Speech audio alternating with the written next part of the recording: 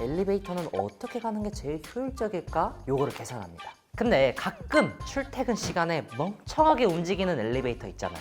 얘는 왜 이래? 하고 혈압이 오를 때가 있는데 사실 그게 알고리즘이 제대로 작동하지 않아서 그런 거예요.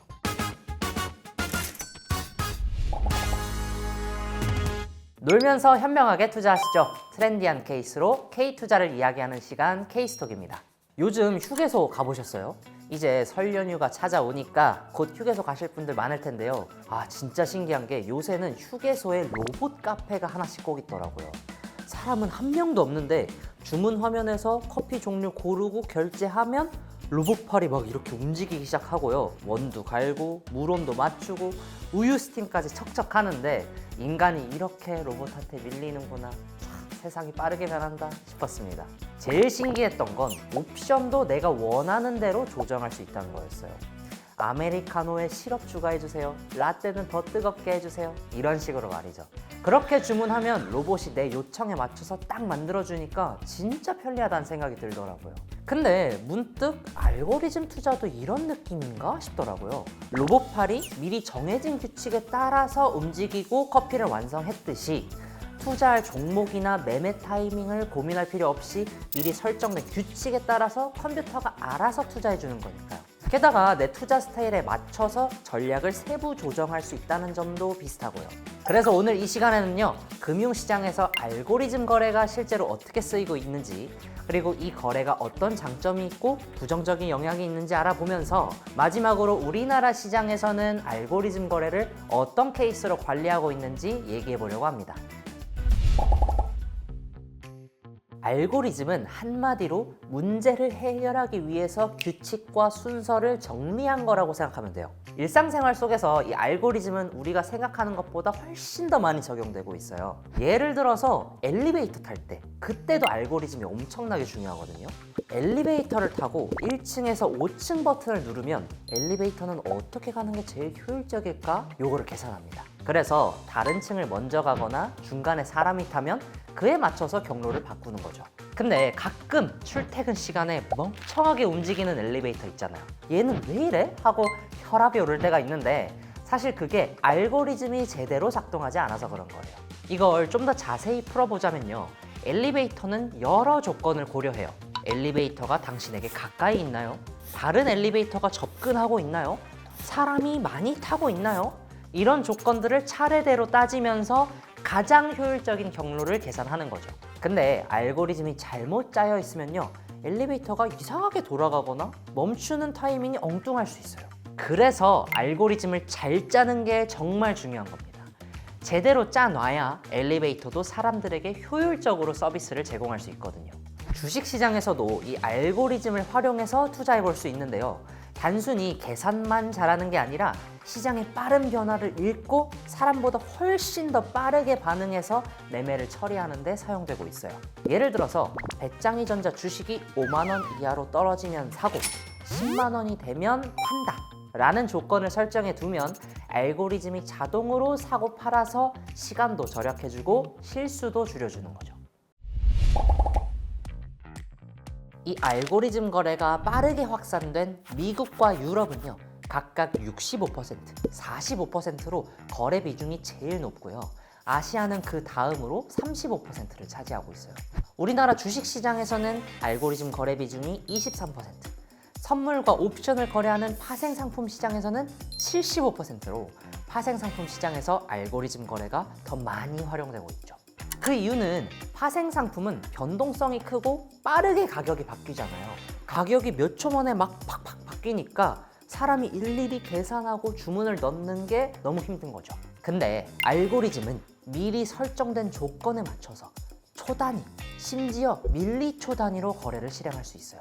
이렇게 빠르게 반응하면 기회가 생겼을 때 바로 그 순간을 잡아채는 거죠. 또 파생상품은 해지, 차익, 방향성 거래 등 다양한 전략이 있는데 알고리즘이 들어가면 이런 전략을 체계적으로 실행해 볼 수 있어요.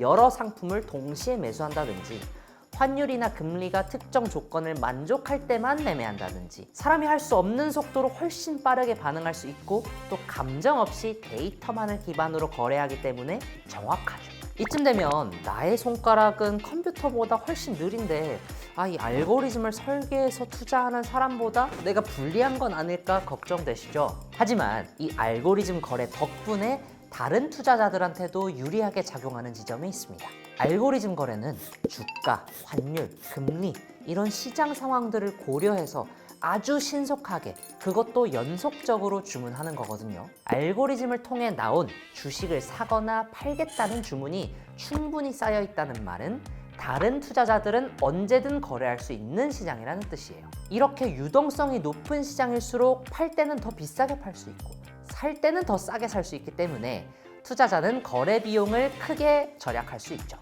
또 거래가 체결되면 그 가격이 한국거래소를 통해서 실시간으로 공표되는데요. 이를 통해서 해당 상품의 적정 가치에 대해서 시장이 얼마라고 판단하고 있는지 모두가 알게 되죠. 어려운 말로는 가격 발견 기능이라고 하는데 일반적으로 시장의 유동성이 높을수록 거래 비용이 낮아지고 가격 발견 기능도 우수해져서 투자자들은 더 효율적으로 거래할 수 있게 됩니다. 하지만 이런 알고리즘 거래에도 단점이 있습니다.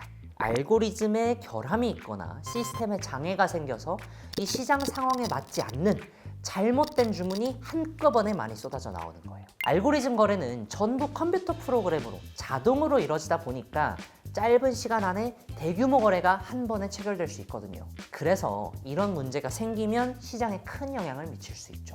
게다가 이 시스템이 너무나 복잡하게 설계돼 있으면 사고가 발생하더라도 이거 오류가 어디서 발생한 거지? 파악하기가 어렵고 그에 대한 대응까지 늦어질 수 있죠.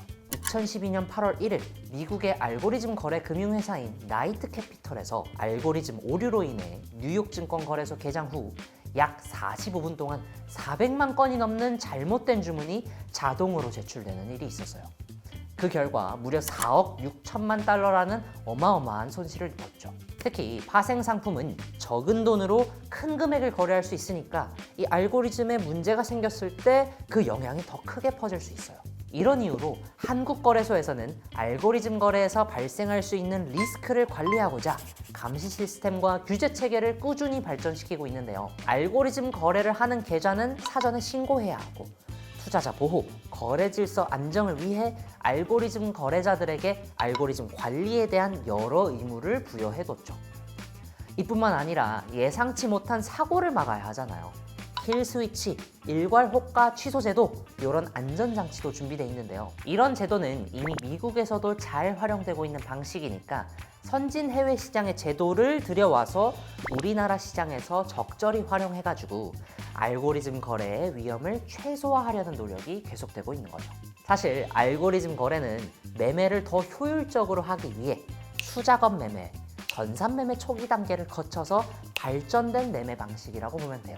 이미 시장의 중요한 흐름으로 자리 잡았기 때문에 이걸 거스르기도 어렵고요. 물론 알고리즘 거래에 대해서 장점도 많지만 여전히 부정적인 시선이 있는 것도 사실이에요. 그래서 이런 오해를 풀고 관련 내용을 제대로 이해할 수 있도록 한국거래소에서 파생상품 시장에 대한 오해와 진실이라는 책을 냈더라고요. 책 제목만 보면 어렵게 느껴질 수도 있는데요. 파생상품 시장에 대해서 관심이 많으셨거나 알고리즘 거래에 대해서 좀 더 궁금해지신 분들한테는 추천드리고 싶어요.